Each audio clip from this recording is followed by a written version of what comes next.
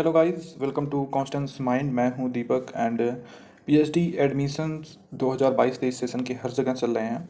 लेकिन अगर हम बात करें लखनऊ यूनिवर्सिटी, जो कि उत्तर प्रदेश की एक स्टेट यूनिवर्सिटी है एंड बहुत ही अच्छी खासी यूनिवर्सिटी है। मतलब कि उत्तर प्रदेश में अगर बात करें तो अब तक एनईपी भी लागू करने में और शिक्षा प्रणाली को मजबूत करने में उत्तर प्रदेश में लखनऊ यूनिवर्सिटी टॉप पर है। तो पीएचडी एडमिशन यहाँ पर जो है वो एक सत्र पीछे चल रहा है। कहने का तात्पर्य ये है कि पिछली बार जो एडमिशन हुए थे वो 2020-21 सेशन के हुए थे और उसके बाद से अब 2021-22 का एडमिशन होना बाकी है। और आपको बता दें कि जो न्यूज़ पिछले कुछ दिनों में आई हुई है उसके अकॉर्डिंग जो पीएचडी का 2021-22 का सेशन है उसका एडमिशन बहुत जल्द शुरू होगा। आपको इस वीडियो में सारी जानकारी मिलेगी कि किस तरह से एलिजिबिलिटी होती है, कौन एग्जेम्प्ट होते हैं, कौन नहीं होते हैं, क्या आप रीडिंग वाले अप्लाई कर सकते हैं, फेलोशिप किसको मिलती है, सारी चीज़ें आपको बताएंगे। तो वीडियो पे इन तक बने रहिएगा। चैनल पर नए हैं तो सब्सक्राइब करके बेल आइकन को जरूर प्रेस कर लीजिएगा। एंड दोस्तों, अगर आपको प्रीवियस ईयर क्वेश्चन पेपर चाहिए विभिन्न यूनिवर्सिटीज़ के आपके सब्जेक्ट एंड रिसर्च मेथोलॉजी के ऑब्जेक्टिव क्वेश्चन इंग्लिश में, तो कुछ हिंदी में भी मौजूद हैं, तो उसको लेने के लिए आप डिस्क्रिप्शन में आपके सब्जेक्ट प्लस रिसर्च मेथोलॉजी के लिंक दिए गए हैं। 17 सब्जेक्ट हैं, आप बाई कर सकते हैं। एकुमुलेशन चार्ज आपको 59 या 51 पे करना पड़ेगा। बहुत ही लिटिल अमाउंट है, 250 प्लस पेज उसके आपको एमसीक्यूज मिलेंगे।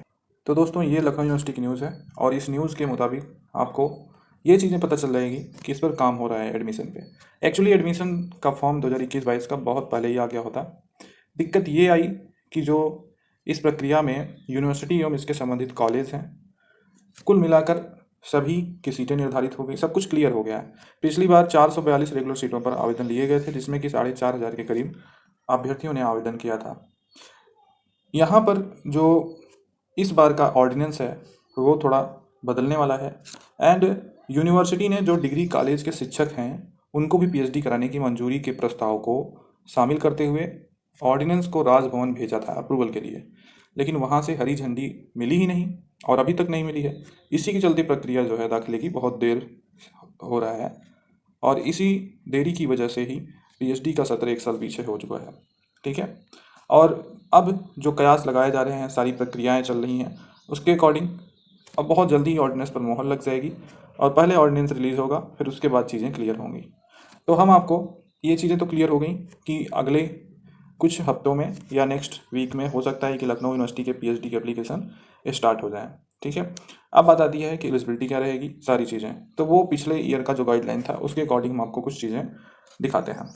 जैसे कि एलिजिबिलिटी की बात करें तो प्रीवियस ईयर की जो गाइडलाइन थी उसके अकॉर्डिंग मास्टर डिग्री में आपका 55% मार्क्स होना चाहिए एंड SC ST OBC को 5% का रिलैक्सेशन मिलेगा ही मिलेगा। ठीक है, अब यहाँ पर जो भी रिलैक्सेशन आपको मिल रहा है वो यूपी गवर्नमेंट के अकॉर्डिंग रहेगा। अगर आप अदर स्टेट के हैं तो आपको जनरल में काउंट किया जाएगा और जनरल के लिए कोई रिजर्वेशन नहीं होता है। ठीक है, और बाकी जितना रिजर्वेशन है सब कुछ सिर्फ यूपी वालों के लिए।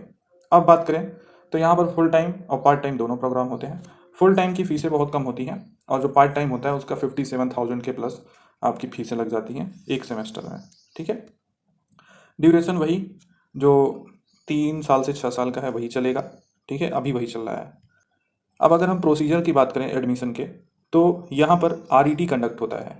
RET जो है रिसर्च इंट्रेंस टेस्ट, ये यूनिवर्सिटी खुद कंडक्ट करती है, लखनऊ यूनिवर्सिटी। उसके बाद इंटरव्यू होता है। RET में सभी को अनिवार्य होता है RET देना, चाहे आप नेट वाले हों, चाहे आप JRF वाले हों, चाहे गेट वाले हों, चाहे स्लेट वाले हों, सभी को RET देना अनिवार्य होता है। JRF वाले जो होते हैं उनको JRF की फेलोशिप मिलती है। नेट वाले जो होते हैं उनको कुछ अलग क्राइटेरिया है जिसके अकॉर्डिंग कुछ ना कुछ स्कॉलरशिप यहाँ पर मिलती ही है। ठीक है, जो यहाँ पर आपका सिलेबस होता है वो 50% आपके रिसर्च मेथोलॉजी से होता है और 50% आपका सब्जेक्ट से होता है। और सब्जेक्ट का जो पार्ट होगा वो PG प्रोग्राम जो है यूनिवर्सिटी ऑफ लखनऊ का, उसी का सिलेबस मान्य होता है, वहीं से क्वेश्चन आते हैं। ठीक है, RET के जस्ट बाद आपको क्या देना होगा, इंटरव्यू। इंटरव्यू के लिए लिस्ट जो है वो यूनिवर्सिटी की वेबसाइट पर आ जाती है आफ्टर एग्ज़ाम एंड रिजल्ट। और अगर हम पार्ट टाइम PhD प्रोग्राम की बात करें, यहाँ पर एक्सपीरियंस वगैरह भी मांगा जाता है पार्ट टाइम में, और इसके लिए अगर आप कहेंगे तो अलग से वीडियो बन जाएगी।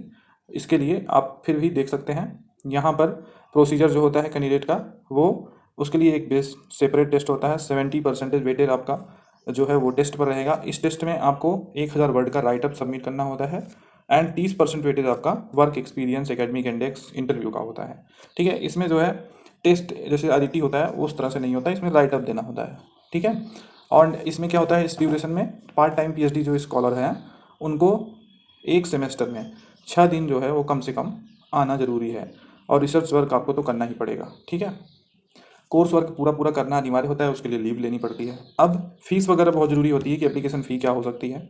तो जनरल एंड ओबीसी की एप्लीकेशन फ़ीस 2,000 रुपये विद लेट फीस अगर आप भरेंगे तो 3,000, एंड SC ST की 1,000 लेट फीस के साथ 2,000। ठीक है, सारे डॉक्यूमेंट्स आपको सबमिट करने होते हैं। EWS का रिजर्वेशन यहाँ पर मिलता है। तो ये जो है 2020 का ऑर्डिनेंस है, और इसको इस बार चेंज किया जाएगा ज़रूर। ऑर्डिनेंस के अकॉर्डिंग जो है सारी चीज़ें क्लियर हो जाती हैं। यहाँ पर आप देख सकते हैं 4.5 ये ऑर्डिनेंस का ही पार्ट है। यहाँ पर कहा जा रहा है कि appearing in the research interest test, RET के लिए चीज़ें, तो RET as well as interview ये सभी के लिए मैंडेटरी होता है देना। Candidate who have qualified JRF and NET SLET GATE are also required to appear in RET, इनको भी RET देना होता है। And secure stipulated minimum qualifying marks, however जबकि JRF qualified candidate shall be eligible to avail their fellowship from the date of payment of admission, मतलब कि admission के समय से देना सभी को है RET। अब यहाँ पर RET से एग्जेम्प्ट कौन होता है उसके बारे में बताया गया है कि in case of a foreign national whether self financing और scholarship holder who is admitted through the embassy high commission of country his country और admitted under an MOU with the foreign institutions shall be exempted from RET and interview, इनको interview भी नहीं देना होगा। ठीक है, procedure तो वही सब कुछ यहाँ पर जो है 70% RET का, 30% इंटरव्यू का, एंड जो वेटेज है JRF नेट UP स्लेट का ये भी आपको मिलता है।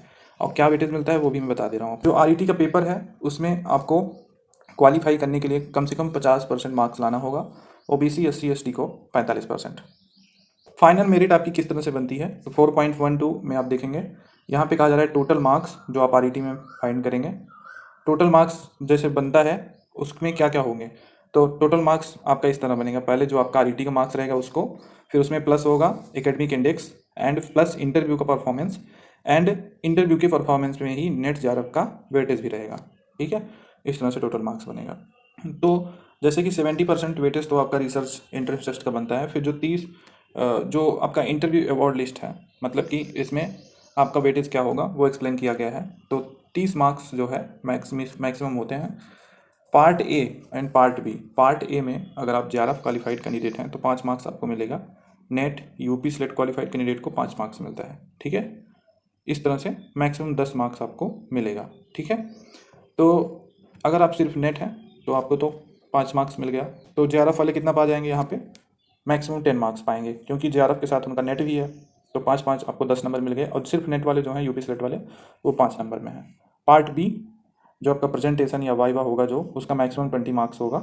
ठीक है, और इसमें आपका रिसर्च प्रोसेस एंड जो भी प्रपोजल है उसके अकॉर्डिंग आपका प्रेजेंटेशन होगा, उसमें आपका वाइवा होगा, उसी के परफॉर्मेंस पे आपका नंबर होगा।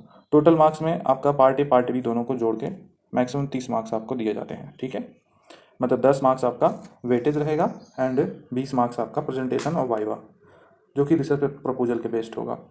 आपको बता दें कि जो आप RET देंगे, RET में आपका निगेटिव मार्किंग बिल्कुल नहीं होगा, तो आप इस पर बिल्कुल डरिएगा मत। और जैसे ही एप्लीकेशन आएगा, हमारी निगाह बनी हुई है, सारी चीज़ें हम आपको प्रोवाइड कराएंगे A to Z। आप एक बार वीडियो देखने के बाद ये नहीं कहेंगे कि इसमें कुछ चीज़ें नहीं बताई गई। हाँ, फीस के बारे में थोड़ा सा कन्फ्यूज़न यहाँ पे है, लेकिन हम आपको ये बता सकते हैं कि आपका 10 to 15 के बीच में ही फीस रहेगा, उससे कम हो सकता है, ज़्यादा नहीं। लेकिन जो पार्ट टाइम वाले हैं उनका 50+ तक हो सकता है फीस। ठीक है, तो इस तरह से फीसें होती हैं। फेलोशिप यहाँ पर नेट वालों को भी कुछ ना कुछ मिलती है स्कॉलरशिप, लेकिन JRF वालों को तो मिलना ही मिलना है। नॉन नेट फेलोशिप यहाँ पर नहीं मिलती है। ठीक है, non net fellowship central universities में कैंपस में मिलती है।